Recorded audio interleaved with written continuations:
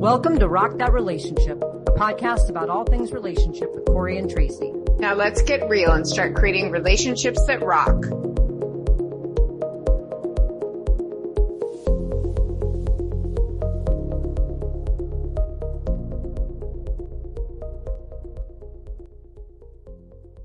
Welcome back to Rock That Relationship. We're so excited to be starting season 2 as we talk about breakups. In today's episode, we're really looking at heartbreak and heartache. I just had some thoughts as we set the tone for our listeners to get to know us a little bit and for us to really kind of deeply reflect on what breakups really mean for us and to us and how we've experienced those. So I have a couple questions I want to ask you, and just, sort of in the spirit of, the preparation that we sometimes do, I have these questions that you have yet to see. And so, Right. we'll do a little bit of impromptu. I think that's part of the get to know you. And the good part about it is I've seen the questions, so I don't feel as anxious about, not being prepared to answer them. So Okay. let me start with this first question. Okay. This is sort of like the unplugged, behind the scenes, kind of unscripted version of Tracy right here. I think all of them are unplugged, unscripted, and so forth. Oh my God. Okay. All right. You ready? You want to do this? Okay. If not, we'll go ahead and edit it out. All right. What for you is usually the worst thing about breaking up? Like, if you could think about all your past breakups, like, is there some kind of theme about what is just the worst thing about it? Well, the heartbreak, of course, but that is when I'm been broken up with, which hasn't happened very often. But I think it's if I'm actually still in love with the person, that's just, it's like a death. It's a killer. It's so hard to get over it, and it does take a toll on the self-esteem. Who likes breakups? I know there are those people that try to put a positive spin on it and yay, growth, and we're going to learn from this. Well, I do learn from stuff, but I do not put that spin on it. I think breakups are hard no matter what, all the way around. Yeah, absolutely. I agree with you on the heartbreak, right? But I was, thinking about this a little bit. And I realized that one of the things that is really hard for me is imagining a future without the person I was with. And even if I've broken up with them, it's just imagining like this, it's not just a loss of the present. It's a loss of like the future of what could have been and how we could have grown together and how we could have made a life together. And it doesn't even matter if it's a breakup that I even initiated or wanted. It's just that sense of loss isn't just in the moment. It feels like it's also future oriented for me. Well, that's what I'm saying about investment, right? If you're going to invest emotionally in a person at all, just like if you go to buy a house, right? In order for you to commit to make that offer on a house, you have to invest emotionally in it. And doing that sets you up for I'm going to have a life in this house, unless you're like a flipper or you're just looking for something temporarily. It's a huge commitment, but it's a huge commitment to fall in love, to allow yourself to do that. I've never put controls on myself before now about, not dating. I'm very different now because of what happened to me. But, when you invest in a relationship, you're envisioning your future. When you go buy a house, you're envisioning your future in there. So yeah, if that's going to end, it doesn't just end what's happening today and tomorrow. It could end everything that you had envisioned for years or decades down the road. Yeah, exactly. And that for me is hard because I think about plans unfinished or, dreams unfounded, like together, those things that we wanted to do together. Well, let me ask you. It's interesting because you are a planner, and I've never been a planner until this past relationship. I never planned stuff, and I kind of just let stuff go, and I kind of lived for the moment. And then when I got invested and I really invested for the future, I got my heart broken. So I don't know. I'm going to go back to my old ways of just living on the fly. Live in the moment. Yeah. And that's the thing. I always kind of put my cart before the horse. I think about what things could be like a year down the road or 2 years down the road. And then and then sometimes maybe that's why I stay sometimes longer, because I want to see it through. I want to see what if these dreams can come to fruition. Yeah, I think we're so different on that. We're so different on so many things. But still hurts all the same. It does. And the heartbreak is the underlying feeling that's just really obviously hard. So, but Right. thinking about heartbreak, right? You know, because we say this word heartbreak and we think, okay, well, everybody kind of feels the same thing during heartbreak. But for you, what are the feelings most associated with heartbreak for you? Like literal pain in my heart, like just that aching longing. Now you're gonna make me cry.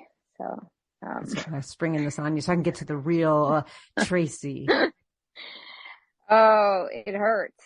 It really hurts.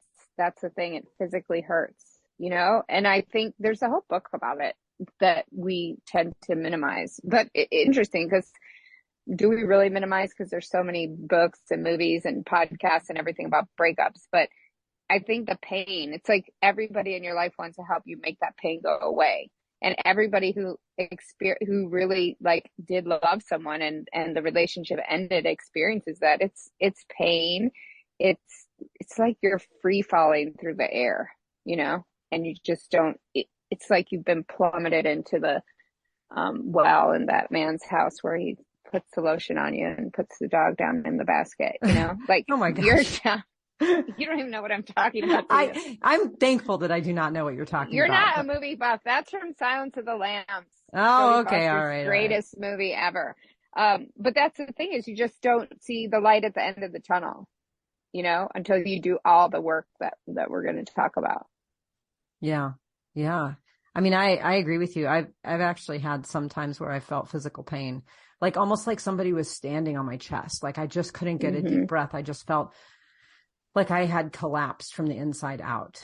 And so that was my physical pain. Some of the feelings that come up for me, and aside from, from the things we've talked about, right? This sort of, sense of loss and grief and is a sense of ambiguity too. Like, I don't know what I'm doing and I'm sort of spinning for a while. Like, I don't even know my habits. Like my habits were so entrenched with somebody else. It's like, what do I do when I get up in the morning? Do we eat? I don't have anyone to eat with. What's my new habit? And I just don't know. That's because you're that kind of person, right? You're schedule oriented, goal oriented, task oriented, right? Yeah. So when you invest like actually in your daily schedule. I do. Yeah. I mean, I end up with a routine and habits that are, obviously built with the other person in mind if we're spending time together, and getting out of those habits kind of knocks me off my game a little bit. So not only am I feeling like a sense of loss and things, I'm feeling a sense of confusion. Like what do I do next until I can rebuild some habits? And that's also disorienting. So it's like, not only am I like sad and feel like an elephant is standing on my chest, and I also feel just completely out of it. I think a lot of people have that. And even if you're not as task oriented or goal oriented or routine oriented as you are, it's still, you're like, what am I going to do now? What am I going to do? Which is why it is so important to have your own full life as an independent person, even while you're in a relationship, so that when, if the time comes that relationship doesn't work out or the person passes away or something like that, you're not left bereft, with nothing. Like, it's one thing, yes, your life's going to change, but, like for me, having all the friends around, having a life, having things that I do. Yeah. Okay. Sure. When you're in a relationship, you tend to slack off on those things a little bit, but you shouldn't slack off on them so much so that they're no longer a part of your life. And then when the breakup happens, you're like struggling to get back to your group of friends, to get back to your activities and things like that. Yeah. Well, and I think about being that whole self too, just being your whole self, not just even in the case of a breakup, but just being your whole self in general and having all of those connections. And I always say, I've been saying it for the last about year and a half, is just my cup runneth over, right? And I'm, not really necessarily a religious person, but I love that statement in the fact that I have a lot of love from a lot of places. And so the absence of any one part of love, is not easily filled by others, but it's compensated by the love that I have from others, friends and family and coworkers, and even just the neighbor who waves at me while they're walking their dog. It's just a loving gesture. And having that makes us whole, but it also makes it sometimes easier to weather the storm, because we are not relying on one place only to get kind of that sense of love and fulfillment. 100% agree. But, the reality is a romantic relationship does fill a different part of ourselves, and when it goes away, it is really tragic and sad. But if we have all those other pieces, all the love from our friends and from our neighbors and all that, it makes us able to handle the loss of that romantic relationship better. Yes, I agree. Are we agreeing on something? Wow. Yeah, all right. We are. Chalk it up. Okay. I have one last question for you. And I was contemplating this actually just last night, thinking about it. Okay. So if you knew that each of the relationships, romantic relationships, that is, that you have been in with each of your exes, if you knew that they would end and how they would end, would you go back in time and relive that relationship, pending that you can't do anything differently than you did the first time? So it's not like you could go back with all these lessons learned. You go back, would you live it over again, knowing that it would end and how it would end? Hell no. No. No? What? No.